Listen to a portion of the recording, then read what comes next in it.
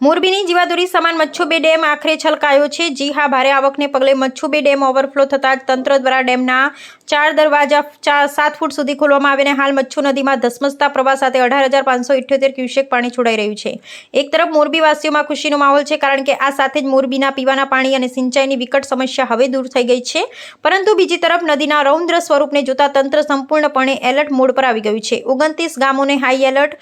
પાણીના આ ભારે વહાવને કારણે મચ્છુ 2 ડેમના નીચાણવાળા તમામ વિસ્તારોને સાવચેત રહેવા કડક સૂચના આપી દેવામાં આવી છે।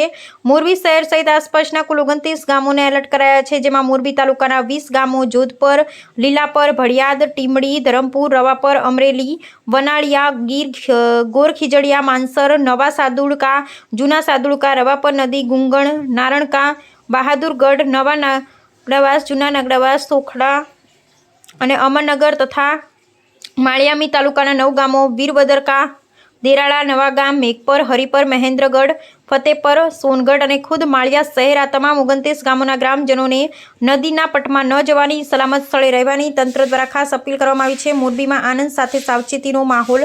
એક બાજુ મેઘરાજાની મહેરથી મોરબીવાસીઓની વર્ષભેરની પાણીની ચિંતા ટળી છે, તો બીજી તરફ તંત્ર પર પરિસ્થિતિ પર પડે પણ નજર રાખી રહ્યું છે।